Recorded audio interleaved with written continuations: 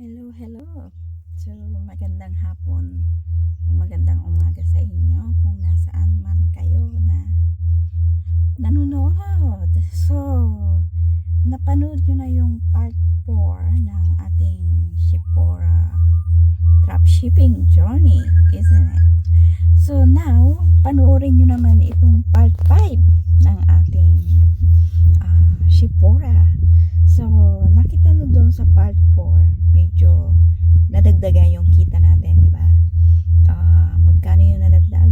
Konti lang siya. Pero at least may movement, di ba? Kasi nakita nyo naman nung part 3, under maintenance. So, lahat mga kinabahan.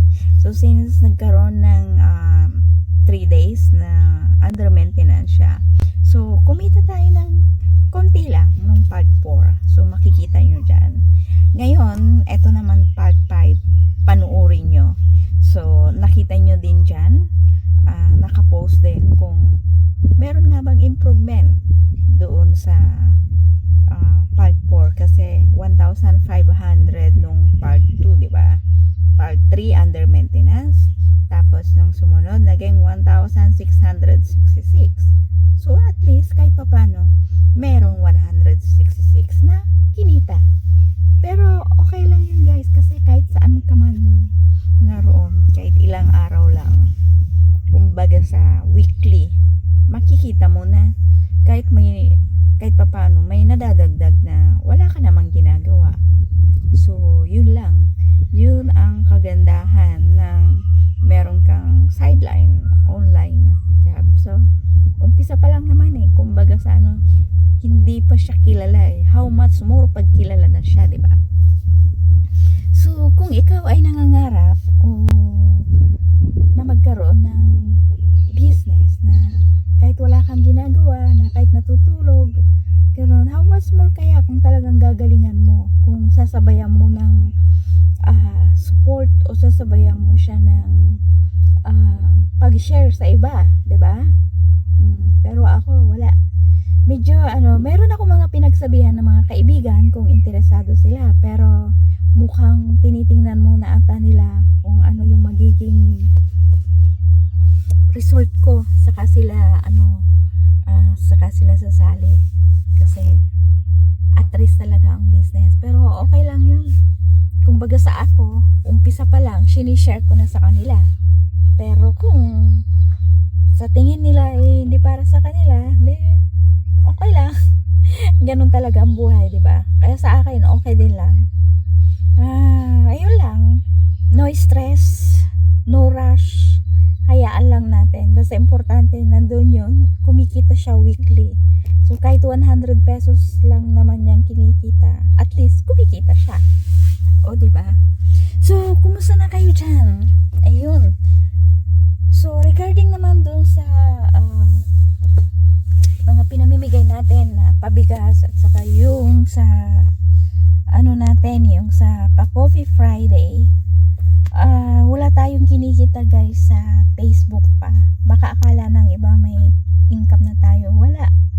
So, purely lang talaga na yung mga pinamimigay natin is tulong lang para sa mga kababayan at sa mga followers at sa mga nag-share ng ating mga posts. So, salamat din sa inyong suporta.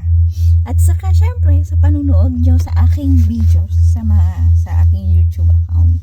So, etong journey ko na ito pang ano na ba to? Pang-4, pang-5 yung sinabi ko. Hindi ko na alam. Basta itong journey na to na mga panood nyo, salamat or thank you for everything at sinasamahan nyo ako sa aking journey. So hanggang sa susunod, tingnan natin kung hanggang saan ba ang at least saksi kayo mula umpisa kung paano ko inumpisahan ang business na ito at hanggang kung paano tayo nagtagumpay. Ayun, kung mag full man siya, saksi din kayo kung papaano. So at least, nakikita nyo rin kung paano ako mag-umpisa at kung paano ako nagre-risk sa aking mga sinasalihan So, eto, baka tanungin nyo, nasaan ako? Ayan, 'di ba? Yan ang kagandahan kahit nasaan ka. Kasama ko si Habi nga pala, ayan o, may dala-dala siyang hose. And then, ayan, siya yung, nandito kami sa kaibigan niya. Kasi, tinutulungan niya. Merong atang pinagawa sa kanya. Ayan. Ayan. So, ako, supportive partner. Nandito ako ngayon sa sasakyan, waiting kasi wala namang magawa sa bahay. At sinama niya ako kasi nagpatulong din siya sa pagbuhat ng konting mga equipment na kailangan niya. Ayan. Ganun kasi pag yung hobby ko, pero private siya eh. Kaya minsan hindi nyo gaanong nakikita yung mukha niya. More on privacy siya. Ayaw na ayaw niya na magano sa mga Facebook, sa mga online. Kumbaga sa so binibigyan natin siya ng privacy. So gaya ng isa sa mga post ko, kailangan may mga bagay din na private siya, na hindi lahat kailangan natin i-post sa FB, di ba? Or sa mga TikTok o sa kahit saan man. So kahit tayo ay nag-o-online, kahit tayo ay nandito sa nakikisunod tayo sa mga trending, pero malaking bagay din tong trending na to, 'di ba? Kasi kung hindi, wala tayong pabigas at wala tayong pa-coffee Friday. Ayun, nakakatuwa lang doon sa pabigas natin kasi kumbaga sa marami tayong napapasaya. Marami tayong napapangiti na kahit papaano naiibsan ng konti yung mga kalungkutan nila or yung mga pangangailangan nila, kahit simpleng bagay lang. Kaya doon sa aking mga kababayan na nandyan, alam ko yung iba mga silent na namimigay, parang yung kuya ko dati na siya ay namimigay ng konting tulong pero hindi niya sinasabi sa iba. So itong pabigas na to, parang itinutuloy ko lang siya kasi ito yung naumpisahan ng aking namatay na kuya, si Kuya Elvis, na may mga tinutulungan siya. So doon ko lang din nalaman na ginagawa na rin pala niya yung pagtulong. Kaya tinuloy ko na rin siya. Kaya kahit nasa heaven siya, masaya siya. Ayun. At saka isa pa, naging na rin kasi sa akin dahil yung aking uncle, mabait din.